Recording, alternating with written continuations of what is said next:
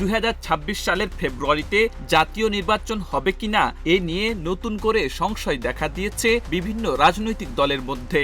BNP, জামাত, NCP ও অন্যান্য দলগুলোর ভিন্নমুখী অবস্থান ও বক্তব্যের ফলে নির্বাচন নিয়ে অনিশ্চয়তার আভাস আবারও জোরালো হয়েছে। বাংলাদেশে নির্বাচন মানেই সংশয়, সন্দেহ আর অনিশ্চয়তা, এই শব্দগুলো যেন রাজনীতির অবিচ্ছেদ্য অংশে পরিণত হয়েছে। সম্প্রতি এনসিপি ও জামায়াতে ইসলামীর বক্তব্যে দেখা যাচ্ছে তারা জাতীয় নির্বাচনের আগে স্থানীয় নির্বাচন ও মৌলিক সংস্কার বাস্তবায়নের দাবি তুলেছে। এ দাবির প্রতি সমর্থন জানিয়েছে ইসলামী আন্দোলন সহ একাধিক ধর্মভিত্তিক রাজনৈতিক দল। অন্যদিকে বিএনপি রমজানের আগেই নির্বাচন চায় এবং তারা ফেব্রুয়ারির সম্ভাব্য তারিখে সম্মতি দিয়েছে বলে জানা যায়। তবে এনসিপি ও জামায়াতে ইসলামী তাদের অবস্থানে অনড় থাকায় রাজনৈতিক অঙ্গনে প্রশ্ন উঠেছে, এই অবস্থায় আদৌ নির্বাচন সময়মতো হবে কিনা।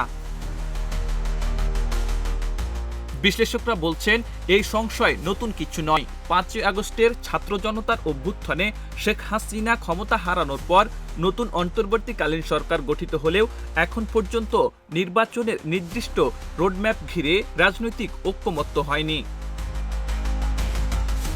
তারেক রহমানের সঙ্গে প্রধান উপদেষ্টার বৈঠকে ফেব্রুয়ারির সম্ভাব্য নির্বাচন নিয়ে বিএনপি একমত হলেও এনসিপি নেতারা জুলাই ঘোষণাপত্র ও বিচার সংস্কার বাস্তবায়ন ছাড়া নির্বাচনে অংশ নেবেন না বলে বারবার জানিয়ে দিয়েছেন।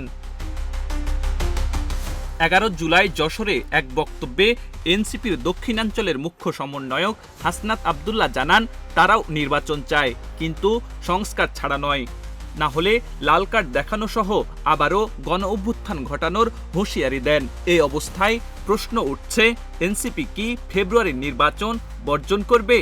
অন্যদিকে জামায়াতে ইসলামী, ইসলামী আন্দোলন সহ ধর্মভিত্তিক রাজনৈতিক দলগুলোর অবস্থানও এখনও স্পষ্ট নয়। রাজনৈতিক বিশ্লেষকদের মতে নির্বাচন সামনে রেখে প্রতিটি দলের অবস্থান এখন কৌশলগত, যার মাধ্যমে তারা নিজেদের গ্রহণযোগ্যতা, শর্ত ও অবস্থান সুসংহত করতে চাইছে। তবে যতক্ষণ পর্যন্ত না একটি নির্দিষ্ট নির্বাচন রোডম্যাপ ঘোষণা ও দলগুলোর সম্মতি পাওয়া যায়, ততক্ষণ পর্যন্ত অনিশ্চয়তা থেকেই যাবে। আব্দুল হাকিম, প্রজন্ম 24।